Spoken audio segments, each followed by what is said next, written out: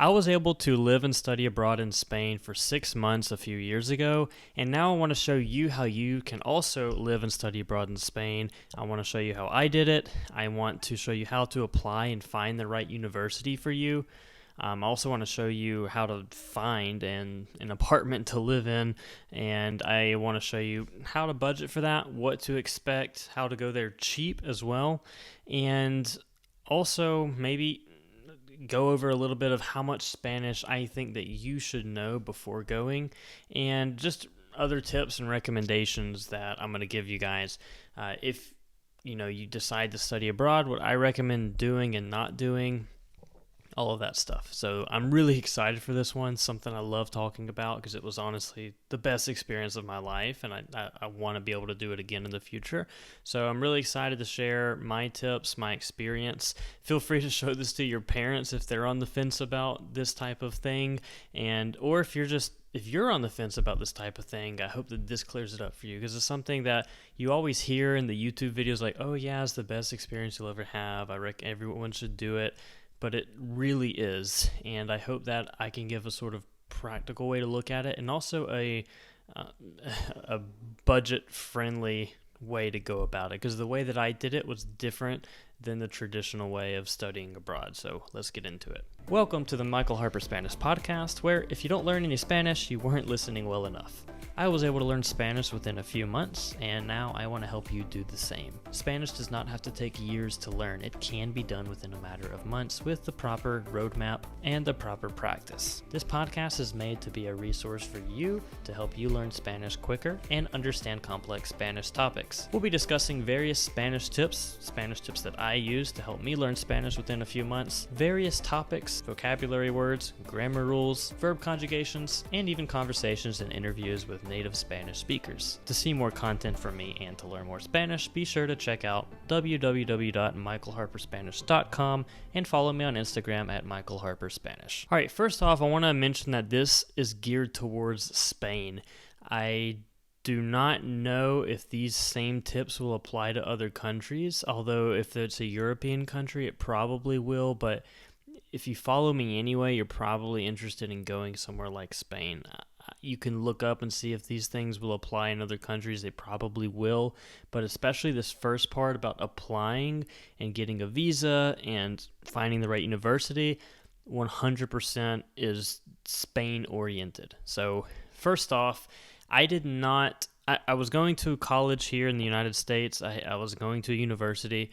So the traditional path, and everyone that I know who has studied abroad in Spain has done this, is where you just apply through your own university, and your university sponsors some sort of exchange program with another university in Spain.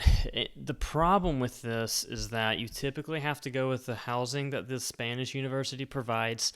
It's more expensive, and you pay the tuition of the United States college that you're attending, which is very expensive, as we all know.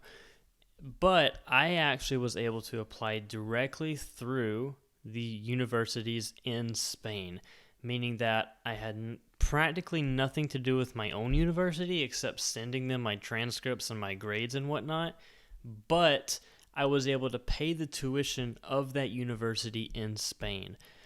To put that into perspective, an average semester, at least where I live in Georgia, at a regular university, a public one by the way, is probably around $4,000 to $5,000 in classes if you're taking a full semester. Let's say I'm taking 3 classes, so it's probably closer to $3,000 to $4,000. I took 3 classes in Spain and paid $600, maybe $800. So it's a fraction of the price compared to what you would be paying if you applied directly through the university, a United States university. So how do you do that? What you need to look up, and it's not that hard to do it. The problem is that nobody knows how to do it, and I think it's kind of a well-guarded secret that no one really wants you to find out how to do it, of course. But you want to look up Movilidad libre. I'm going to write that in the transcript, whether you're listening on Spotify or YouTube or whatever. I'm going to have that written down for you. If not, just go to Google Translate and type in free mover. or free movement, and that's how you'll find out how to spell that. Movilidad libre. And that's exactly what it is. You're kind of like a free mover. So you apply through a program in Spain called Movilidad Libre. What you can literally do is look up Spain Movilidad Libre, and you'll see a bunch of universities pop up in Spain that offer that type of program. It's for international students. In fact, most of the people that you meet at your university program who are doing the same thing are going to be from just different parts of Europe, different countries in Europe, France, Italy, all kinds of stuff, which is really cool. We were my wife and I went on this trip, by the way. My wife and I were the only people there that applied through the Movilidad Libre program, the free movers program.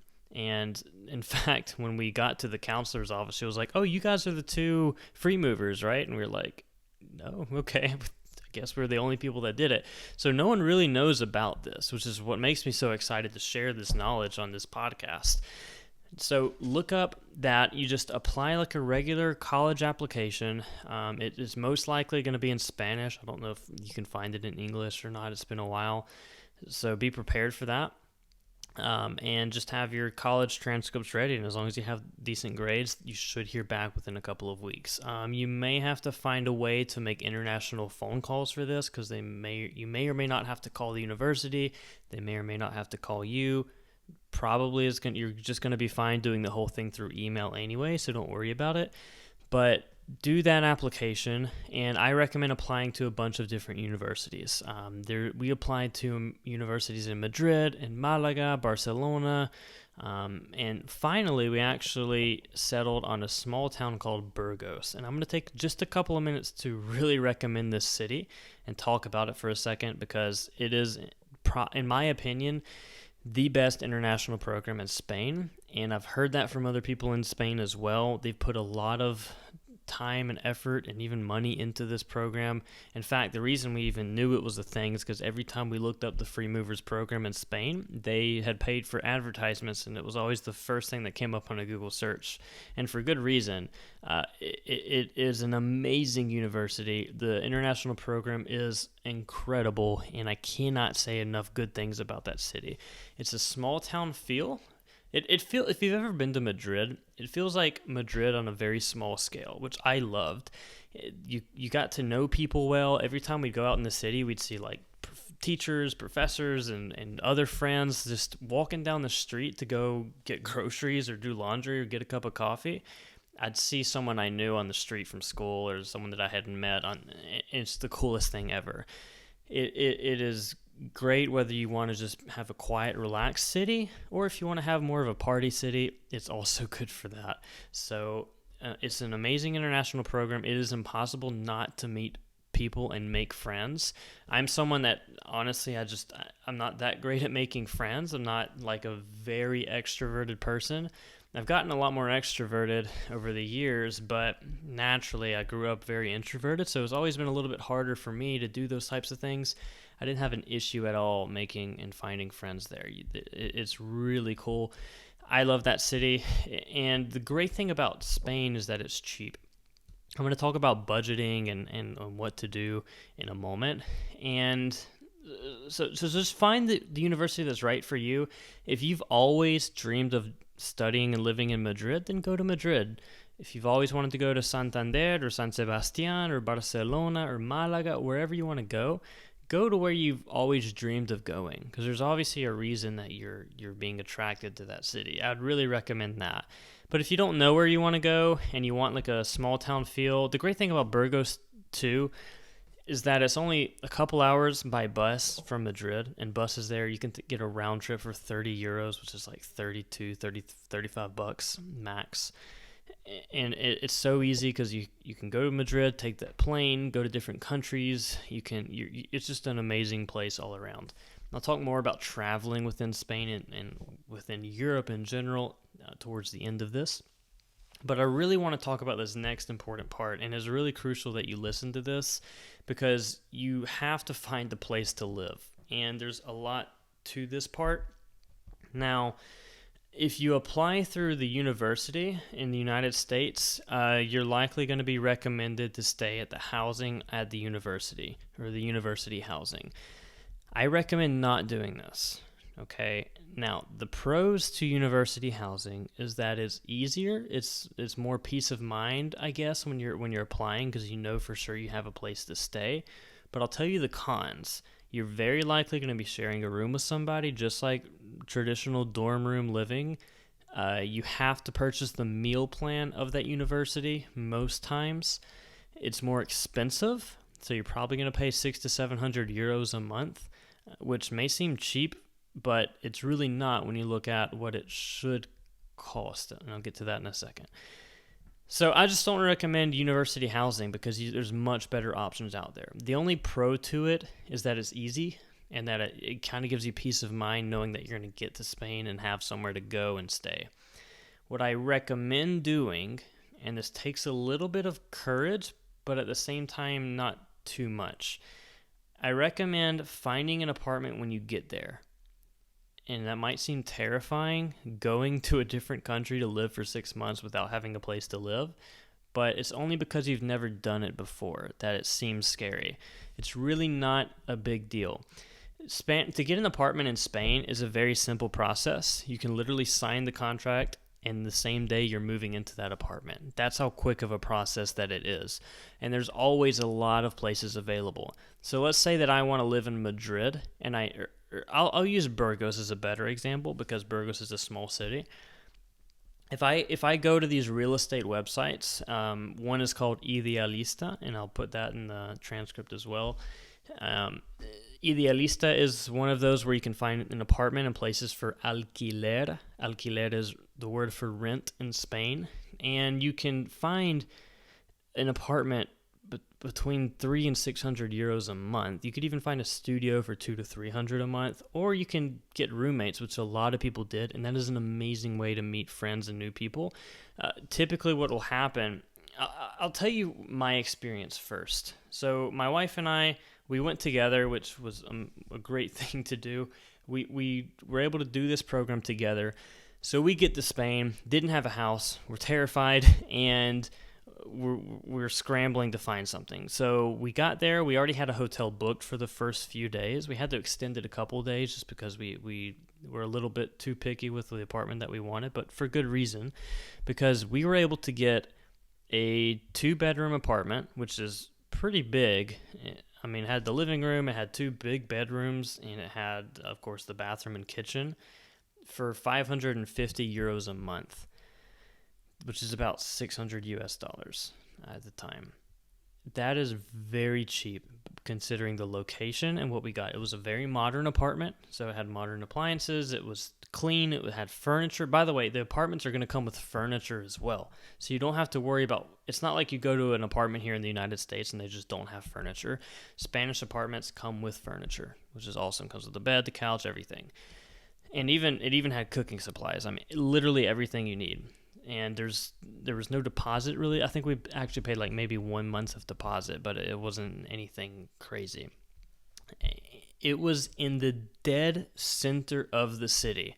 So typically, like most cities that'll have the cathedral means you're right in the center of the city. We were right in the downtown. Literally, you open our door, you walk 2 steps, and you're touching the cathedral. That's how close we were.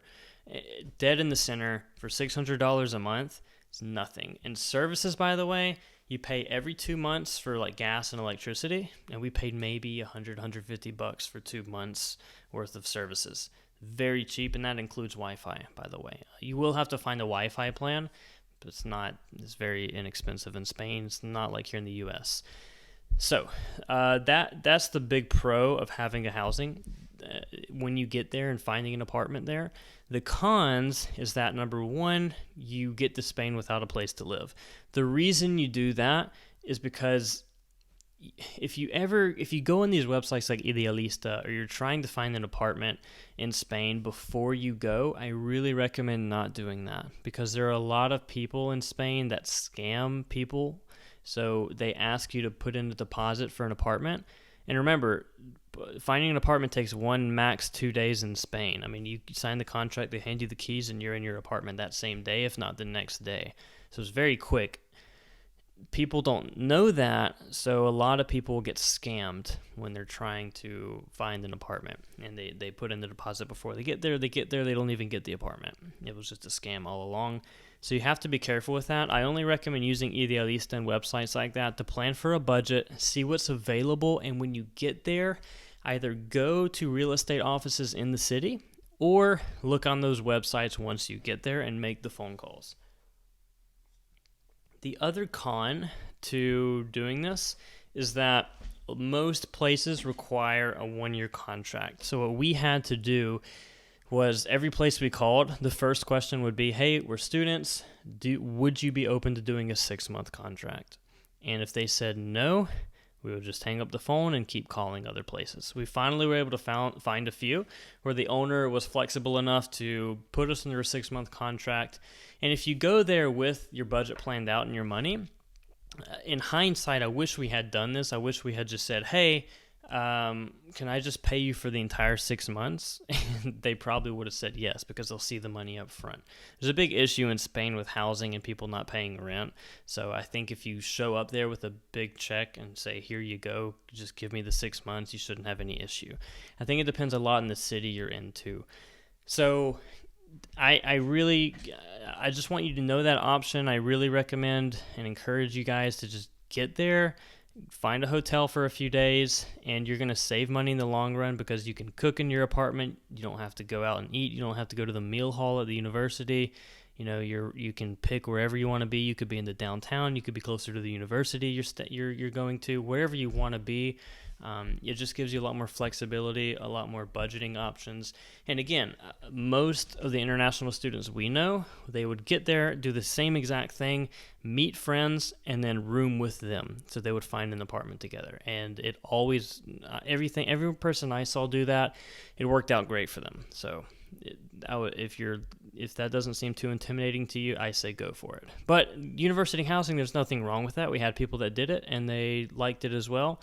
But again, you're going to have likely dorm-style living, and it's probably going to be a little bit more expensive. Some things to keep in mind. So, the next step after you apply, so remember we apply for the Movilidad Libre program first.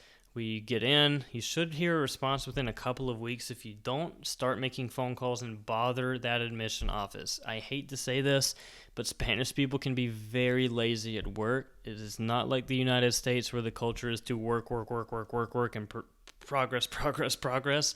Not at all. Okay, those siestas are real. People work to live. They don't live to work. So you have to call and bother those people. They're not going to do the work for you. You have to take the initiative to make the phone calls and check on your application status. So you get accepted. You know where you're going to go. The next step is to get a visa if you're going to be staying in the country for more than 3 months. If this is just a simple summer 2-month program, then no. This is really geared towards 6-month programs, though, or even a year program if you want to stay for 2 semesters, although I don't know exactly what the process is for 2 years. I think you just have to reapply at the end of a few months.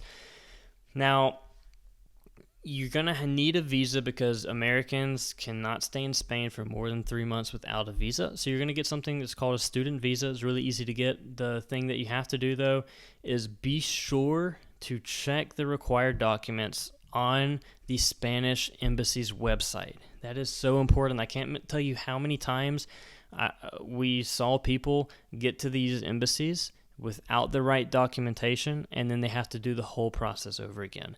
I mean, it's stressful because you have to have certain passport photos, you have to have bank statements to prove that you can have this certain amount of money for the entire trip. They have to show that you're going to have a certain amount of money per month to be able to afford it. It's a lot of requirements, so make sure you go ready with that folder full of those documents required when you get to that embassy. Now,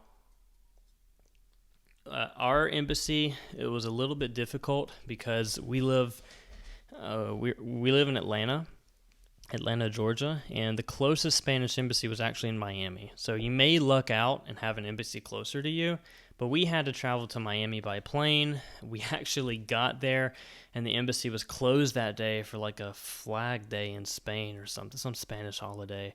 So we had to stay the night at this horrible hotel. Got up the next morning. Thankfully, they were open. It was on a Friday. If they weren't open that day, we would have had to wait till Monday. By the way, this is a great story for another podcast. But basically, we were able to get our visa, didn't have an issue with the documents, but that is because my wife, Andrea, was so prepared reading those websites in the embassy, making sure we had all the documents. She had sent the emails too, just confirming that we had the documents we needed before we went, so we were really prepared. So that was a great thing. So get the visa, and then you're good to go. Then you can buy the plane tickets. And honestly, I would just find the cheapest flight. Don't try to find the nice direct flight to Spain. Take those connections. It doesn't matter if it takes you 24 hours to get there. Save a few $100s. Like if it's a $400 flight, and by the way, you can find a $400 round trip flight to Spain. Find a $400 flight, or if it's just a direct flight, a $200 flight to Spain. Take those layovers, all right? You're going to be there for 6 months. It's not a big deal. You can sleep when you get there. Just take it. You're going to be excited and pumped up on adrenaline when you get there anyway, so don't worry about being tired. Now, so we've applied to the university, we've gotten the visa, we've got our apartment, or we're at least in the process of getting our apartment. How much money do we need, though, to go to Spain? So what do we budget? So like I said, we had a $550 a month apartment. That was on the more expensive side of apartments, though. You can easily find one for cheaper. You can get a studio for 200 to 300 euros a month. You can stay a little bit outside of the city center and get one for like 200-300.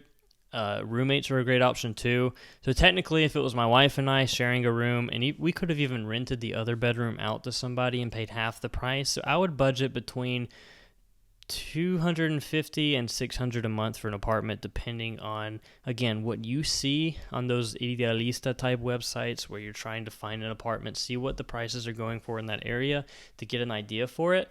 Set your budget, and there you go. We'll stick with around a $400 a month budget though in housing, probably $500 if you're looking for Wi-Fi and services as well.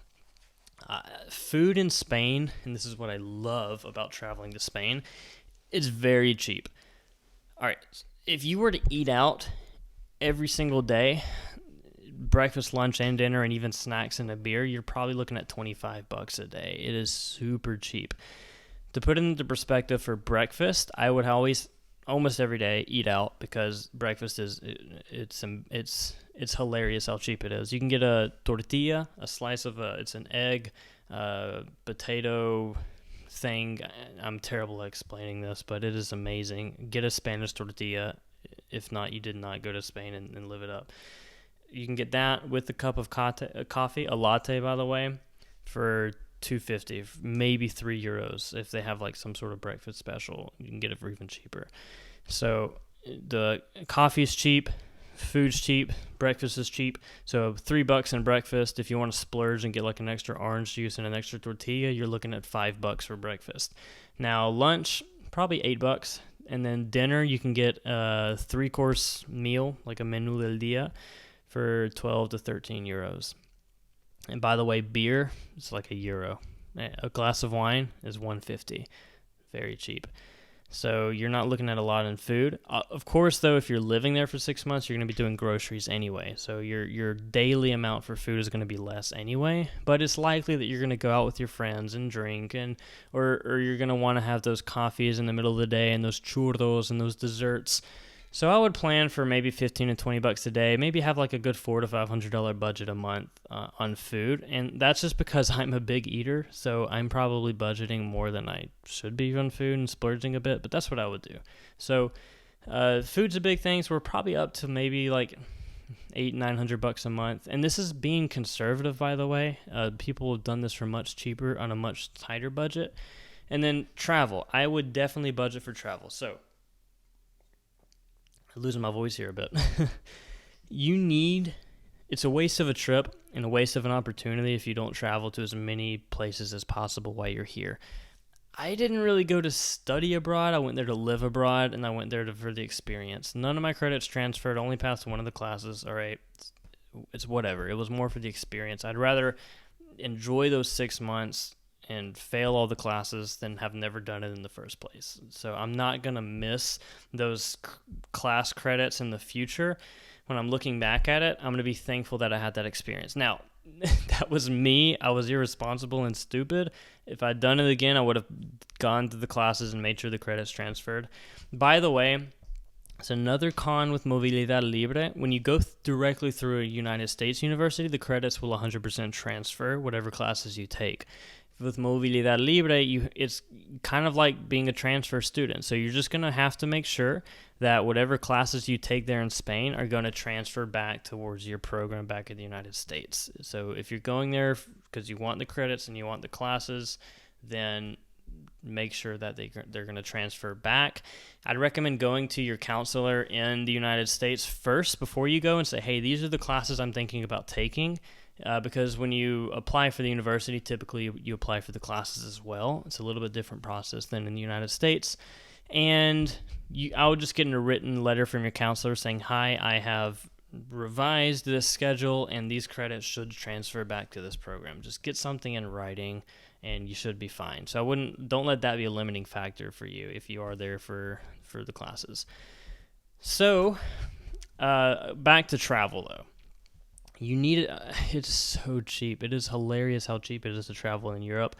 My wife and I went to 12 countries, if you include the Vatican. We went to 12 countries within those 6 months.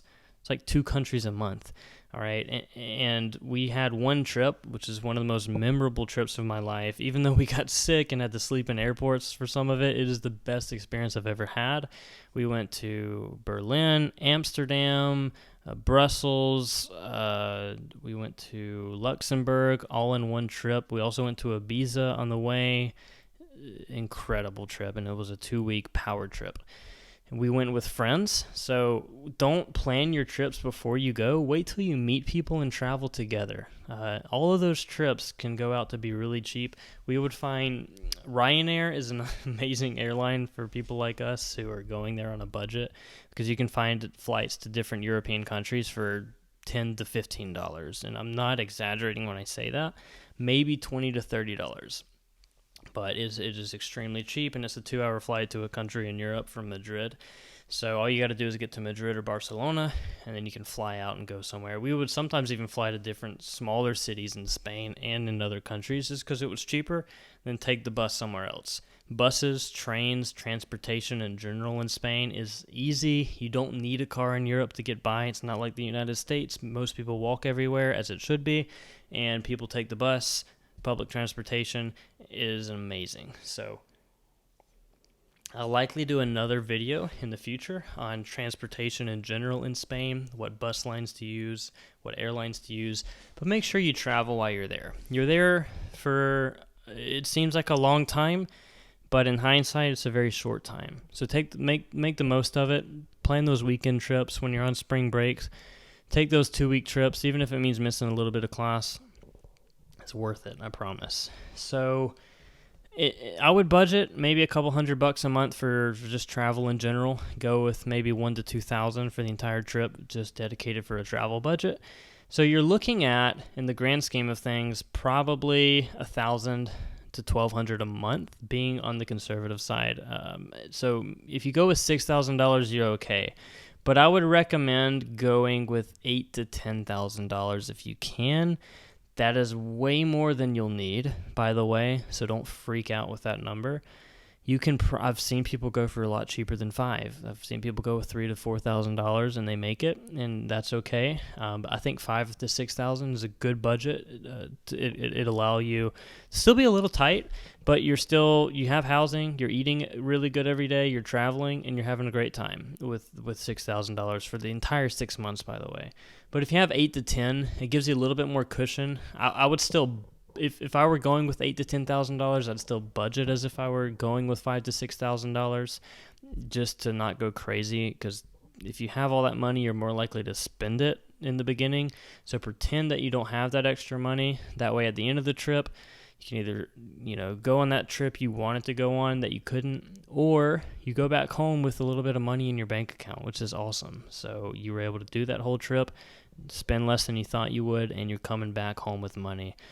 So that's budget housing application process. If you have any questions about that, by the way, just shoot me an email at hello@michaelharperspanish.com or shoot me a DM on Instagram at michaelharperspanish.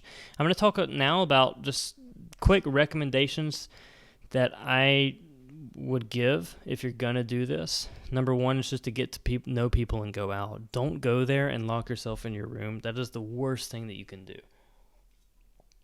Number two, know some Spanish. While I don't think that you have to know a lot of Spanish to go, know some. If you can at least, you don't have to be fluent like I was when you go, although it helps a lot, but have some understanding of the language. Don't go without knowing anything. You need to be able to communicate a little bit, at least be able to go up to a restaurant and comfortably order your food, order a coffee, order a beer, and have a small talk with the waiter. If you can do that, then you're good to go. But know some Spanish. You don't have to know a lot. So, number three, don't use English. Like, you're there to learn Spanish and speak Spanish, immerse yourself in the language, and you could literally be 100% fluent coming out of this program. So don't waste it by speaking English the entire time. Don't have your entire friend circle there be Americans. It's not anything wrong with that, but make sure that you're interacting with people from other countries. It was cool because a lot of our friends were from France and Italy, had a friend from South Korea too, and we spoke in Spanish together because obviously they didn't know English, and we all were there to learn Spanish and speak Spanish. So it's kind of cool speaking in Spanish to people whose native language isn't even Spanish or English. That's a cool experience. The fourth thing, like I already said, travel to other countries. Again, don't book any trips till you're there. You will meet friends, so don't be anxious or nervous about meeting people. It's going to happen at the orientation, and you can easily go out when you know the other students are going out and meet people. People are there to meet people too. Remember, most of your friends, at least in our case, weren't even Spanish. They were international students from other countries that weren't Spain. So everyone's there because they want to meet each other and meet new people. So there's no reason to feel shy or intimidating because everyone's in the same boat. And the last thing is just this experience will literally change your life. I wouldn't be doing what I'm doing right now without this experience.